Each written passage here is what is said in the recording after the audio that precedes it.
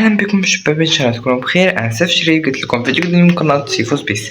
النهارده حلقتنا مختلفه تماما طبعا، بما ان احنا في رمضان ناقص 10 ايام. ناقص كام؟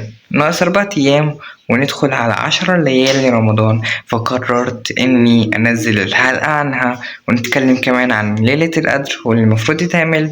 فدلوقتي يلا بينا ندخل الفيديو. يلا بينا. استنى، عملت لايك واشتراك؟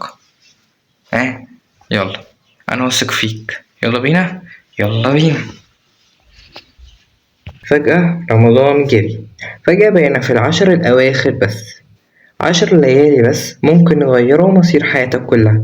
السؤال مش هتصلي كام ركعة، السؤال انت فاهم خطورة اللي جاي؟ العشر الأواخر دي مش أيام عادية، يمكن تقول كده أيام ذهبية، فرصة العمر، لكن ممكن ما تتكررش تاني. طول رمضان كنا بنقول لسه بدري، لسه هنركز، لسه هنشوف اللي هنعمله، لسه هنشد حيلنا. فجأة الوقت خلص وبقينا قدام أهم 10 ليالي في السنة كلها.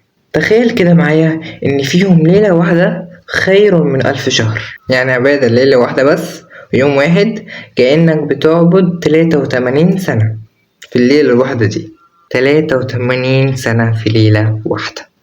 المشكلة إننا بندخل العشرة أواخر دول بنفس طاقة أول يوم رمضان. تعبنا، اتعودنا، بقينا بنصلي وخلاص. بس العشر الأواخر دول محتاجة عقلية مختلفة، عقلية من ذهب فعلا.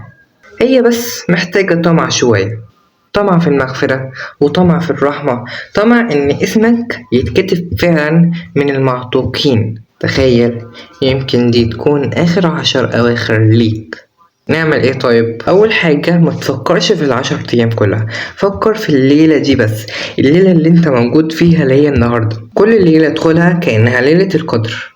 خليك ذكي في الدعاء، ما تقعدش تدعي أدعية محفوظة وأدعية كتير. ادعي دعاء بس واحد ويكون طالع من قلبك بكل صدق. حتى لو تعبان ما تسيبش القيام كله، صلي ركعتين بس بإحساس أحسن من 20 ركعة وانت سرحان. ربنا في الليالي دي بيفتح أبواب كانت مقفولة، بيغفر ذنوب كانت تقيلة، بيغير أقدار كانت مكتوبة. يمكن دعوتك اللي مستنيها من سنين تكون في سجدة في العشر الأواخر، أو تكون منهم ليلة القدر. لو الفيديو ده وصلك ليك انت، اعتبره رسالة. ما تدخلش العشر أواخر كأنك داخل 10 أيام عادية. ادخلها مقاتل، ادخلها طامع، ادخلها كأنك مشتاق لليالي دي.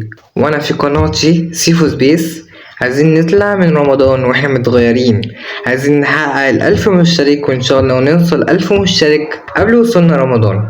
لو ناوي تشد حيلك في العشر الأواخر اللي جايين دول، اكتب في التعليقات أنا جاهز، واشترك بالقناة عشان قربنا نوصل 1000.